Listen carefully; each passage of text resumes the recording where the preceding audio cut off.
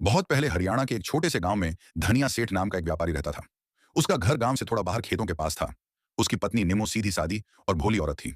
बहुत सालों बाद भगवान ने उसे मां बनने का सुख दिया। चंदा के जन्म से करीब 3 हफ्ते पहले की बात है। एक दिन निमो ने खूब सारे संतरे, पके आड़ू और कई तरह के फल खा लिए। खाते खाते उसके मुंह में बीज चले गए। तभी उसे बचपन की सुनी बातें याद आ गईं कि अगर आदमी बीज निगल ले तो वह पेड़ बन जाता है। यह सोचकर वह बहुत डर गई। उस रात उसे नींद नहीं आई। सपनों में कभी वह आम का पेड़ बन रही थी, कभी उसके हाथ पांव से पत्तियां निकल रही थीं। सुबह उसने अपने पति धनिया सेठ को सब कुछ बताया।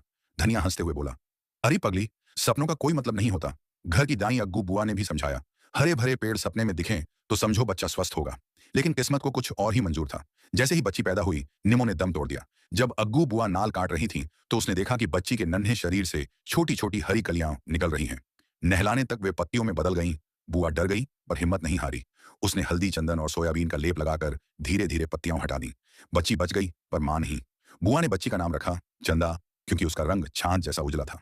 अग्गू बुआ ने ठान लिया कि वह इस बच्ची को अपनी जान से भी ज्यादा संभालेगी। गांव वालों के कहने पर कुछ समय बाद धनिया सेठ ने दूसरा ब्याह कर लिया। नई बहू का नाम था रमो। उसके पहले से 3 बेटे थे। रमो का रंग सांवला था और मन में जलन भरी रहती थी। चंदा जैसे जैसे बड़ी होती गई और सुंदर होती चली गई। उसकी आंखें बड़ी बड़ी, पलकें घनी और चाल में मिठास थी। ये सब देखकर रमो के मन में आग लगने लगी। अग्गू बुआ चंदा की ढाल बनी रही, पर एक दिन वह सोते सोते मर गई। उसी दिन घर की छत पर एक हरे तोते ने तेज आवाज में बोला, सेठ जी, तेरी बेटी जवान हो गई, शहर से उसका वर कब लाएगा? उसी समय धनिया सेठ काम के सिलसिले में बाहर जाने की तैयारी कर रहा था। तोते की आवाज सुनकर वो सोच में पड़ गया और बोला कि लौटते समय चंदा के लिए अच्छा रिश्ता ढूंढ लाएगा। सेठ के जाते ही रमो का असली रूप सामने आ गया। अपने बेटों को घी, दूध और मीठा खाना, और चंदा को बचे हुए चावल और नमक। दिन रात उसे घर के सारे काम करवाए जाते। सोने को बस एक बांस की चटाई।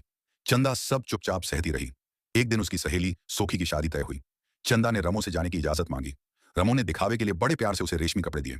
चंदा खुश हो गई, लेकिन रमो ने उन कपड़ों के बीच एक जलता हुआ अंगारा और एक चूहा छुपा दिया। रास्ते में चलते चलते चंदा को थैले में हलचल महसूस हुई, पर डर के मारे उसने खोला नहीं। शादी में पहुंचकर जब कपड़े निकाले तो वे जले और कटे हुए थे। चंदा रोने लगी। सोखी ने उसे अपने कपड़े पहनाए। घर लौटकर जब चंदा ने सच बताया तो रमो नहीं मानी। गुस्से में उसने चंदा को भीगे चावल पीसने बैठा दिया।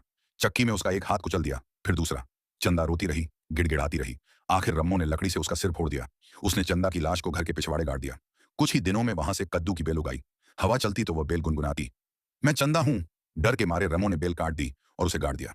वहां से आलू बुखारे का पेड़ उग आया। फल गिरते, रोते और गाते।